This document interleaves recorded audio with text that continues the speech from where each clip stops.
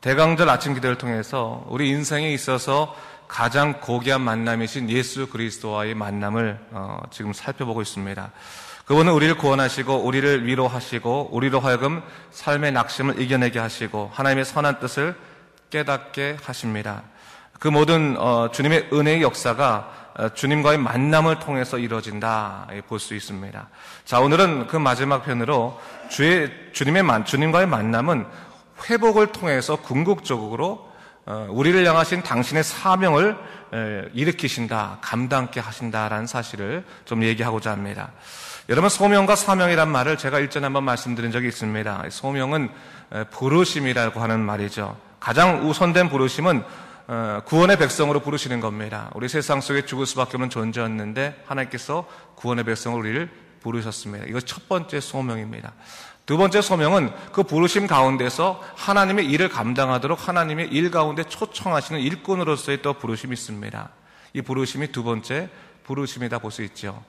그러나 부르심만으로 모든 일을 감당하게 되는 것은 아닙니다. 주님의 소명이 있은 다음에 주님은 반드시 우리를 당신의 일꾼으로 세우시기 위해서 때로는 강한 손길로 단련시키기도 하시고 때로는 부드러운 손으로 위로하시기도 하시면서 당신의 사람으로 만들어 가신다는 거예요. 마치 토기장이처럼 양손을 가지고 하나님께서 때로는 떼시기도 하시고 붙이기도 하시고 빚으시기도 하시면서 우리의 삶을 만들어 가신다라고 하는 것이죠. 그런 다음에 주님께서 온전한 믿음의 사람으로 회복시키신 다음에 우리를 복음을 위해서 세상을 향해 보내주십니다. 그 보내심을 우리는 사명이라고 말하는 것입니다. 그래서 우리 믿는 자들의 삶은 소명에서 끝나는 것이 아니라 어디로 간다고요? 소명에서 시작해서 사명으로 간다라는 것을 절대로 잊지 말아야 됩니다. 오늘 본문은 바로 사도 베드로를 사명자로 세우시는 장면이죠. 우리가 오늘 본문을 다 읽지는 않았지만 1절부터 오늘 계속 읽는 건데 오늘 1절부터 쭉 보게 되면 주님께서 사명의 사람으로 베드로를 세우시는데 한 가지 문제점이 있었습니다. 그것은 뭡니까? 그가 삶의 일로 인해서 낙심하고 그 믿음이 무너져 있는 연약한 상태에 지금 처해 있었다라고 하는 것입니다. 주님은 그런 베드로를 사명의 사람으로 세우기 위해서 우선적으로 주님의 은혜 안에서 치유하시고 회복시키시는 것을 볼 수 있습니다. 회복이 안 된 상태에서 가라라고 말씀하시는 것이 아니라 회복을 시키시고 난 다음에 당신의 일을 감당케 하시더라라고 하는 것이죠. 때때로 우리는요, 삶의 여러 가지 환난과 고통으로 인해서 심령이 무너져 내릴 때가 있습니다. 그러나 여러분, 그럴 때 우리는 완전히 절망이다, 이제 끝났다라고 생각할 것이 아니라 하나님께서 어떠한 선하신 손으로 나를 다시금 회복시키실 것인가, 나를 다시금 치유하실 것인가를 기대할 필요가 있어요. 이런 영적인 기대의 첫 번째는 뭡니까? 우리의 삶의 상황이 좋아지는 것보다 뭐예요? 우리의 믿음이 온전해지는 것입니다. 하나님 가운데서 그 믿음이 온전해짐으로 인해서 세상 가운데에서 담대하게 나갈 수 있도록 하나님께서 우리를 자꾸자꾸 만들어 주시더라 하는 것이죠. 자, 자동차도 보면요. 자동차 페인트가 벗겨지거나 페인트를 칠하지 않습니까? 근데 그 페인트 칠하고 나서 그냥 타고 다니면 1년만 했으면 다 그 페인트 벗겨집니다. 무엇을 해야 되냐면 열처리라는 것을 해야 돼요. 열처리. 뜨겁게 열처리를 해서 그 페인트가 자동차에 딱 달라붙게 되는 거예요. 그 열처리와 같은 것이 뭡니까? 우리가 성령 충만함, 정말 하나님의 은혜 가운데 온전히 사로잡히는 그러한 놀라운 경험과 역사를 통해서 우리는 세상 속에 나와서도 하나님만 붙잡겠습니다라고 하는 믿음의 고백을 할 수 있게 된다는 것을 잊지 말아야 되는 거예요. 그래서 하나님께서 그런 과정들을 회복이라고 하는 과정 속에서 또한 우리에게 허락해 주시더라는 것이죠. 오늘 본문은 바로 베드로를 통해서 선하신 주님의 회복의 역사를 우리가 볼 수 있습니다. 근데 오늘 주님께서 회복을 시키시기 위해서 우선적으로 뭡니까? 그의 고통과 삶의 자리, 실패의 자리 찾아가시더라라고 하는 거죠. 회복을 위한 만남, 사명을 위한 만남을 이루신다는 것을 볼 수 있습니다. 자, 우리 본문을 다시 한번 우리 살펴보면요. 예수의 부활을 목격한 베드로를 포함한 7명의 제자들이 예수님의 사명을 감당하기 위해서 예루살렘에 있는 것이 아니라 예루살렘을 떠나서 디베라 바닷가, 갈릴리 바다로 돌아갔습니다. 어저께 엠마오로 향해 가는 제자들과 비슷하죠. 그렇죠? 분명히 예수 그리스도의 부활의 소식을 들었는데 그들은 예루살렘에 있지 아니하고 엠마오로 가거나 혹은 예수의 부활을 목격했음에도 불구하고 예루살렘의 사역을 감당하지 않고 어디로 갔어요? 옛날에 자기의 삶의 자리인 갈릴리 호수로 돌아갔다고 하는 것입니다. 베드로는 사실 이곳에서 사람을 낚는 어부로 부르심을 받았고 3년간 예수님을 따라다니면서 하나님의 진리를 배우고 전파하는 사역을 감당했죠. 그리고 그는 예수님의 수제자로서 인정받으면서 예수님 가장 가까운 데서 사역을 했던 인정받는 일꾼이기도 했습니다. 그런데 왜 그가 그런 인정받던 그런 일꾼이었던 이 사도 베드로가 다시금 갈릴리 호수로 되돌아갈 수밖에 없었을까요? 그것은 뭡니까? 그는 스스로도 생각하기에 용납할 수 없는 주님을 향한 실수를 했다고 생각하는 거예요. 그것이 뭡니까? 주님이 순환 받으실 때 죽기가 두려워서 주님을 3번이나 부인했다는 거예요. 당시 상황이 너무나 두렵고 무서웠기 때문에 위기를 모면하기 위해서 어쩔 수 없이 그랬다는 그런 생각은 있지만 베드로는 스스로 자기 행동에 대해서 인정할 수 없는 큰 죄책감과 자책감에 사로잡힐 수밖에 없었습니다. 아마도 그는 주님께서 십자가에 못 박혔을 때 이 모든 것이 결국 내 책임이다, 나로부터 시작됐다라고 하는 그런 고통 속에 사로잡혔을지 모릅니다. 그 감당할 수 없는 자책감, 그 죄책감이 그로 하여금 더 이상 사명의 일을 감당하지 못하도록 만들었던 것입니다. 분명한 건 뭐예요? 예수님이 부활하셨다. 좋아요. 예수님 부활하셨구나. 너무 놀라운 기쁨이고 정말 말씀대로 됐습니다 라고 하는 고백이 있어요. 근데 중요한 건 뭡니까? 그런 고백은 기쁘긴 하지만 자기가 벌인 그 실수들, 자기가 한 그 모든 잘못들을 주님께서 용서하실까? 내가 용서받을 수 없을 것이다라고 하는 스스로의 그러한 판단들로 인해서 그는 사명의 자리로 나아가지 못했다고 하는 사실이죠. 다른 말로 하면 주님의 그 크신 사랑과 약속과 기대가 있었음에도 불구하고 자기가 그것을 차버렸기 때문에 나는 더 이상 주님께 쓰임받지 못하는 자가 될 것이다 라고 하는 스스로의 판단이 그로 하여금 삶의 옛자리로 돌아오게 한 것입니다.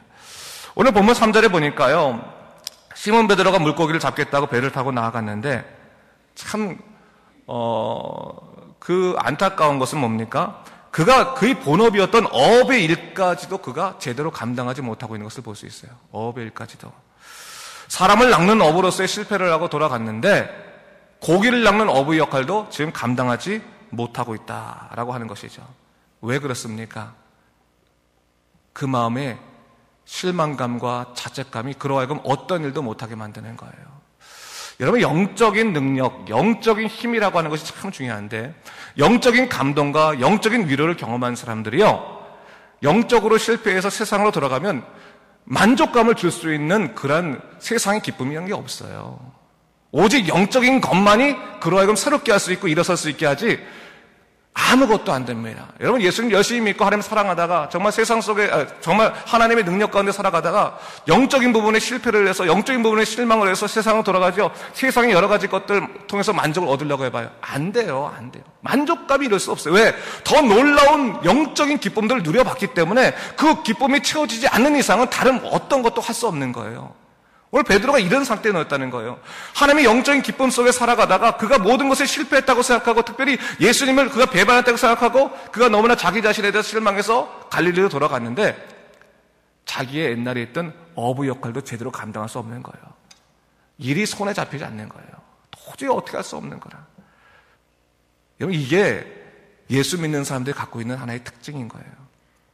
여러분, 예수 믿는 사람은 일단은 하나님 만나고 나면 세상 돌아갈 수 없어요. 그걸 알아야 돼요. 세상 돌아가려고 하면 뭐냐면 아주 완악해지지 않으면 안 돼요. 왜? 예수님이 더 이상 자기를 구원하시고 사랑하신다는 것을 스스로 차단하기 위해서 완전히 완악해지고 완전히 세상적이 되는 거예요. 이런 가끔 가다 보면요, 열심히 믿음 생활하던 사람이 세상으로 돌아가면요, 세상 사람보다 더 악한 거 볼 수 있어요. 더 세상의 물질의 욕구에 사로잡히고 더 완악하게 살아가고. 왜 그럴 수밖에 없냐면 그렇게 해야지만 자기가 이 일에서 뭐 더 완정 뗀다고 생각하기 때문에 그런 거예요, 사실은. 근데 그들 마음과 항상 무슨 마음이 있는 거예요? 내가 이렇게 사는 것은 잘못된 삶인데 라고 하는 항상 끊임없는 죄책감이 그 안에 사로잡혀 있다는 사실이죠. 오늘 베드로가 그랬다는 거죠. 스스로 너무나 괴로워서 은혜의 가능성을 차단시키고자 했던 거죠. 그냥 자기 그물만 못 들고 그냥 내가 그물만 던지는 것이 내 일이니 하고 그렇게 있었던 것입니다. 그렇게 아무리 열심히 해봤자 수확이 없지 않습니까? 그때 주님께서 아무런 수확도 없는 이 베드로를 향해서 다가가신 거죠. 그때 저 밖에서 음성이 하나 들립니다. 뭐라고 들립니까? 그물을 배 오른편에 던지라. 그래야만 얻으리라.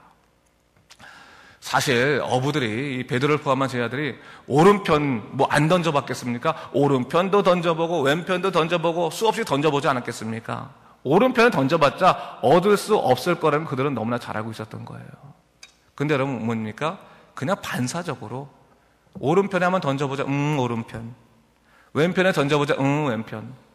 사람이 무기력해지면 그렇게 되는 거예요. 기대감 없으면 그냥 몸만 움직이는 거라. 여러분 그럴 때 있잖아요. 마음이 너무나 속상할 때, 가게에서 사업하실 때 사람들 오면 자연스럽게 돈도 거실러주고 하는데 사람이 몇 명 들어왔는지 얼마 파는지도 기억이 안 나. 그냥 무의식적으로 돈도 거실러주기도 했는데 내가 오늘 장사를 했는지 내가 오늘 앉아있는지 도무지 생각 안 날 때 있잖아요. 그런 거로 똑같은 거예요. 그냥 무의식적으로 그래 오른편 던졌어요. 어떤 기대감도 없이 아무것도 어차피 얻어질 것이 없을 거라 생각하고 던졌어요. 그런데 어떤 일이 일어난 거예요? 거기에 고기가 잡히기 시작했다는 거죠. 깜짝 놀랐던 거지.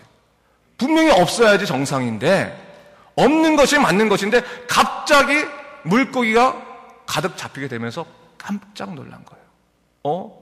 이게 도대체 무슨 일인가? 순간적으로 그가 무엇을 생각했겠어요? 옛날에 있었던 사건과 비슷한데, 옛날의 사건과 너무나 흡사한데 뭐 생각한 거예요? 옛날에 예수님께서 그를 만나신 영적인 감격이 다시 한번 떠오른 거예요. 여러분 하나님께서 회복하실 때는 첫 번째 이거예요. 정말로 하나님을 너무너무 사랑해서 감동적이었을 때 그 감동의 사건을 다시 한번 우리에게 재현시켜 주세요. 항상 그래요. 정말 세상 속에서 정말 힘들어서 그럴 때 어느 순간 기도하고 있을 때 하나님께 다시 한번 그 마음속에서 옛날에 하나님께서 나를 얼마나 사랑하시는지 그 사랑을 다시금 우리 마음속에 떠오르게 하세요. 그렇지. 내가 은혜를 경험한 사람이지. 내가 하나님의 사랑을 경험한 사람인지를 다시 한번 생각하게 해주신다는 거예요. 그때 한 음성이 들려. 어떤 제자가 한 음성을 말해요. 주님이시다! 딱 그래, 주님이시다. 그 마음 가운데서 그렇지, 나 옛날에 예수님의 은혜를 경험한 사람이지 라고 하고 그렇게 생각하고 있는데 갑자기 주님이시다라는 음성 듣자마자 베드로는 어떻게 해요? 그냥 감정이 갑자기 왈칵 막 무너지는 거지. 왈칵 막 생각할 수가 없는 거예요. 어떻게 해요? 주님을 향해 달려가는 거지. 겉옷을 던지고 예수님이 있다고 하는 곳에 달려가는 거죠. 아무것도 생각할 수 없는 거지. 나 같은 거는 주님의 은혜를 경험할 수 없다. 나 같은 거는 더 이상 하나님의 축복은 있을 수 없다고 생각했는데 주님의 놀라우신 역사가 일어날 뿐만 아니라 주님이 자기를 찾아오셨다는 그 음성 듣자마자 어떻게 감당할 수 없으니까 어떻게 해요? 옷을 벗어버리고 예수님에게 수영을 해서 달려갈 수밖에 없는 거죠. 헤엄쳐 나갈 수밖에 없는 거죠. 이게 베드로가 오늘 보여주는 하나의 모습이에요. 베드로는 예수님이 싫어서 예수님에게 등지고 갈릴리오스로 온 것이 아니라 어떻게 보면 뭐예요? 예수님을 너무나 사랑했기 때문에 예수님의 사랑에 보답하지 못한 자기가 너무나 미워서 갈릴리오스에 왔던 거죠. 근데 주님이 다시금 찾아오시니 얼마나 감사하겠습니까? 얼마나 감사하겠습니까? 여러분 때때로요, 우리가 믿음 생활할 때 이런 경우 있어요. 내가 하나님의 사람인데 하나님에게 내가 도움은 되지 못하고 하나님께 내가 정말 좋은 그런 일들을 이렇게 보여드리지 못하고 내가 점점 더 주님 보시기에 이 잘못된 것들만 자꾸 일어나는 것 같고 하나님의 놀라운 일들을 가리는 것 같고, 그러니까 어떻게 됩니까? 그래, 나는 그냥 안 보이는 게 도와주는 거다. 나는 그냥 주님의 사역에 빠지는 것이 도와주는 거다라고 생각할 때가 있잖아요. 근데 여러분, 하나님께서 그런 사람들을 그냥 내버려 두지 않으신다는 거예요. 다가가셔서 그들의 마음을 치유하시는 거예요. 이 베드로의 가장 커다란 문제가 뭘까요? 주님의 사랑에 내가 보답하지 못했기 때문에 주님이 더 이상 나를 사랑하지 않을 거라고 하는 그러한 강한, 그러한 어떻게 보면 부정적인 확신이 있었을 것이고, 또 하나는 뭡니까? 내가 정말로 주님을 사랑한다는 것을 감히 고백할 수 없다라고 하는 그런 죄책감과 자책감에 사로잡혀 있는 것이 가장 큰 문제겠죠. 바로 그 문제를 가지고 주님께서 그에게 찾아오신 것입니다. 근데요, 오늘 본문을 보니까 어제 엠마오의 제자하고 참 비슷한 장면이 하나 나와요. 뭡니까? 주님이 제자들을 초대하시는데 갔더니 뭡니까? 주님이 아침밥을 만들어 놓고 계신 거예요. 그렇죠? 아침밥을 만들어 놓으셔서 밥을 해 주세요. 마치 어머니처럼요. 밤새도록 힘들어가지고 쓰러져서 고통스러워서 내일을 어떻게 살까? 내일 어떻게 내가 살아갈 수 있을까? 고통스러워서 잠을 자고 일어나는데 아침에 엄마가 깨우는 거죠. 얘 일어나. 아침밥 먹고 된장찌개 먹고 네가 좋아하는 여기 전두 부쳐놨으니까 그거 먹고 오늘 힘차게 살아봐 라고 하는 어머니처럼 주님께서 제 아들에게 밥을 해놓으시면서 기다리시는 거예요. 야, 내가 밥 해놨다. 밥 먹고 힘내서 가라. 이걸 지금 보여주고 계시는 거예요. 오늘 본문이 얼마나 이게 정말 따뜻한 본문인지 몰라요, 여러분. 예수님께서 네가 왜 사흘 만에 3번이나 부인했니? 내가 말한 것처럼 부인했지. 넌 너무 악한 거야. 넌 너무 잘못됐어. 이렇게 말하는 게 아니라 주님은 찾아오셔서 아침밥을 만들어 놓고 이 아침밥 먹자, 밥 먹자, 밥 해놨다 라고 말씀하시는 거예요. 제 아들이 그거 보면서 여러분 한 숟갈 잘 들어가겠어요? 잘 들어가겠어요? 열왕기상 19장에 보면요, 엘리야가 이세벨의 칼이 두려워서 광야로 도망쳤는데 그가 가다가 정말 너무나 힘들어서 사흘 만에 고꾸라지잖아요. 고꾸라져가지고 그 죽기를 청할 때 그 한 잔 정신없다가 딱 일어났을 때 천사를 통해서 하나님께서 무엇을 그에게 주시는 거예요? 떡을 숯불에 구워주시면서 물을 주시면서 그에게 뭐라고 말씀하세요? 일어나서 먹어라. 네가 길을 이기지 못할까 하노라. 이게 하나님의 마음인 거예요. 하나님의 마음. 하나님은 때로는 너무나 강하게 우리에게 야단도 치시면서 단련시키면서 우리를 움직이긴 하지만 궁극적으로 하나님께서는 우리를 사랑하시기 때문에 우리 연약함을 너무나 잘 아세요. 우리를 위로하시는 분이신 거예요. 예수님이 주시는 그 빵을 이렇게 딱 먹을 때 우리는 밥이잖아요. 밥. 예수님이 이 밥을 차려서 야, 밥 한 끼 먹자. 막 눈물이 줄줄 나겠죠, 우리는. 이게 솔직히 생각해보면 여기 있다면 베드로 눈물 줄줄 나서 예수님, 저 같은 거를 위해서 어떻게 이렇게 찾아오시고 또 밥도 지어주세요. 괜찮아, 밥 한 끼 먹어. 먹고 힘차게 살자. 주님 그러면서 밥 이렇게 딱 먹는데 눈물을 흘리며 밥 한 끼 먹어보셨어요, 여러분? 밥 한 숟갈에 뭐가 들어있는 거예요? 주님의 사랑이 들어있는 거예요. 거기에 주님의 은혜가 들어있는 거예요. 막 뜨겁게 막 성령 충만해서 확 오는 그런 그 은혜도 있지만 내가 너무나 힘이 들어서 아무것도 할 수 없을 때 주님을 의지하면서 하나님, 전 주님 사랑해요 라면서 밥 한 숟갈 먹을 때 그 밥 한 숟갈에 하나님의 은혜가 들어있다는 것을 얘기하는 거예요. 뭐예요? 어머니의 마음. 어머니의 마음으로 우리를 사랑하신다. 왜요? 우리를 회복시키시기 위해서, 우리에게 사명을 부어주시기 위해서 그렇게 하신다라는 거예요. 그러고 난 다음에 주님께서 밥 먹이고 난 다음에 한 말을 물어보시는 거죠. 뭐라고 말합니까? 베드로에게 요한의 아들 시몬아, 네가 이 사람들보다 나를 더 사랑하느냐 물어보세요. 그때 베드로 말하죠. 주여 그렇습니다. 내가 주를 사랑하는 줄을 주께서 아시나이다. 다시 물으십니다. 요한의 아들 시몬아, 네가 나를 사랑하느냐? 베드로가 다시 말합니다. 그렇습니다. 주님, 내가 주를 사랑하는 줄을 주께서 아십니다. 마지막으로 주님께서 물으십니다. 요한의 아들 시몬아, 네가 나를 사랑하느냐? 그때 성경에서 뭐라고 말합니까? 베드로가 근심하여 가라되 주께서 모든 것을 아시오니 내가 주를 사랑하신 줄을 주께서 아십니다. 제가 몇 년 전에 이 본문을 갖고 한번 설교를 했어요. 그래서 여러분들한테 해석을 알려드렸는데 다시 한번 이 해석을 다시 한번 알려드릴게요. 오늘 본문의 해석은요, 이 본문 헬라어 본문으로 가서 해석이 되면 참 이야기가 달라져 버려요. 우리가 한글로 읽을 때가 이야기가 참 달라져 버립니다. 근데 이스라엘 사람들은 이 성경을 쓸 때 단어에 굉장히 집중했어요. 단어를 잘 이해를 해야 돼요. 오늘 주님께서 처음에 베드로에게 말하십니다. 네가 나를 사랑하느냐라고 할 때 그 사랑하느냐라고 하는 말이 헬라어로는 아가파스메라고 물으십니다. 아가파스메는 무슨 뜻이냐면 아가페의 사랑으로 나를 사랑하느냐라는 뜻이에요. 아가페의 사랑은 뭐예요?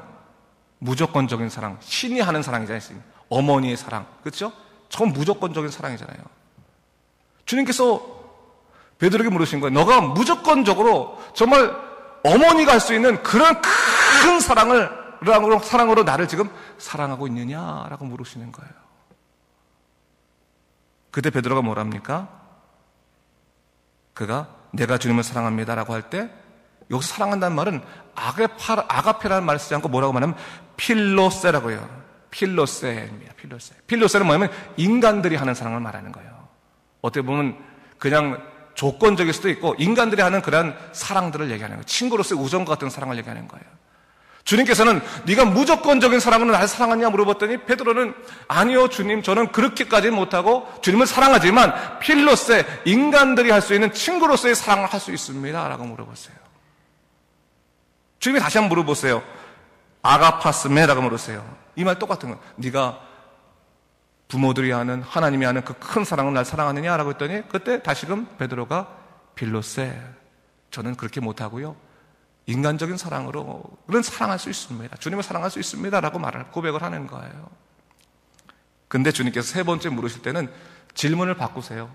아가페스메라고 묻지 않으시고 필레이스메라고 물으세요. 필레이스메.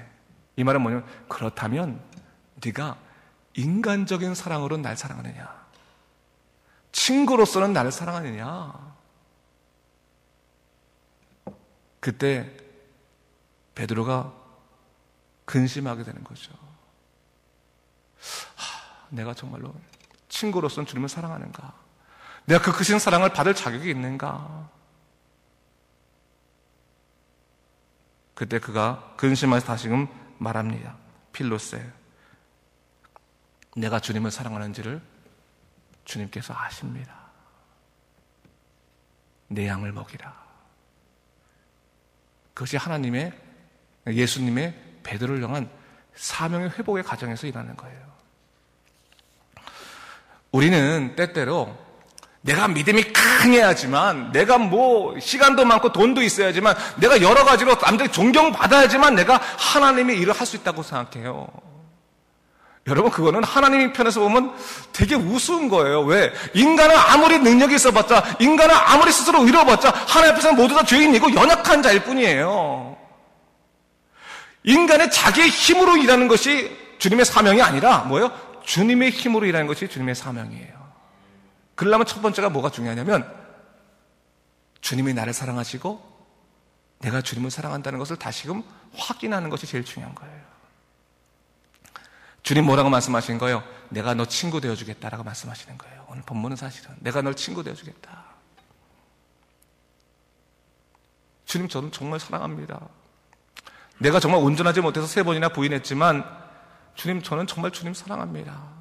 내가 무조건적으로 주님을 다 사랑한다는 것은 말 못하겠어요. 전 신이 아니니까. 하지만 부족한 인간이지만 제가 주님을 사랑해 보겠습니다. 주님 사랑하겠습니다. 그런데 주님께서 뭐라고 말씀하시면 내 양을 먹이라, 치라 말씀하시는 거예요. 사명이 거기서부터 나오는 거예요. 여러분, 무엇인가를 잘 감당할 수 있기 때문에 사명을 감당한다고 생각하지 마세요. 주님이 여러분 사랑하시기 때문에 사명을 감당하시는 거예요. 특히 오늘 교사들 여기 있는데, 교사들, 야, 내가 성경 지식이 남들보다 뛰어나기 때문에, 내가 좀 인격이 괜찮기 때문에 내가 교사를 하는 거다, 내가 가르치는 거다, 그게 아니고요. 여러분이 주님을 사랑하시고 주님이 여러분을 사랑하시기 때문에 그 사랑에 의지해서 아이들에게 복음을 전하는 거예요. 말씀을 전하는 거예요. 가르치는 거예요. 그게 바로 사명인 거예요. 다른 게 사명이 아니라. 그때 주님께서 드디어 얘기하죠. 네가 젊었을 때는 스스로 띠띠우고 네 마음대로 네가 계획한 대로 움직일 수 있을지 모르지만 마지막 늙어서는 네가 두 손을 벌려, 두 팔을 벌면 남들이 자기를 묶는 거예요. 묶고 다니는 거죠. 네가 네 마음대로 그렇게 하지는 못하게 될 거다. 원치 아니하는 거지, 죽음을 말하는 거죠. 네가 나중에 순교를 할 수 있을 것이다 라고 하는 것을 얘기하는 거죠. 왜 그걸 얘기하는 걸까요? 이제 베드로는 주님과의 사랑이 회복된 다음에 주님의 말씀을 이제 그냥 수용할 준비가 된 거예요. 옛날에는 수용할 준비가 안 됐잖아요. 뭐 예수님께서 말씀하시면 주님 그렇게 되지 않을 겁니다. 그러면 그런 사람이었잖아요. 사흘, 3번이나 보내지 않습니다. 이렇게 말하는 사람인데, 이제는 주님께 말씀하시니까, 주님 말씀하시면 전 주님 뜻대로 제가 따라가 살겠습니다. 죽으면 죽고, 살면 살고, 그게 주님의 뜻이라면 주님 뜻대로 가야죠. 주님의 뜻이 더 크게 보인 거죠. 이것이 다 뭐예요? 주님과의 만남을 통해서 이루어진 일이다라는 것을 얘기하는 겁니다. 제가 말씀을 좀 정리하고자 합니다.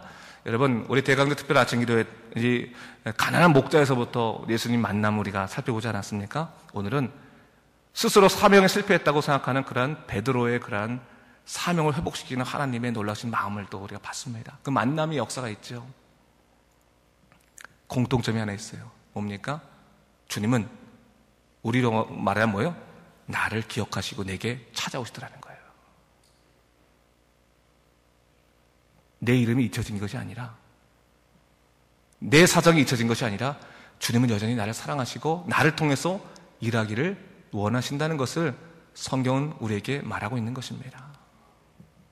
여러분, 하나님이 여러분을 사랑하신다는 것을 절대로 잊지 마십시오.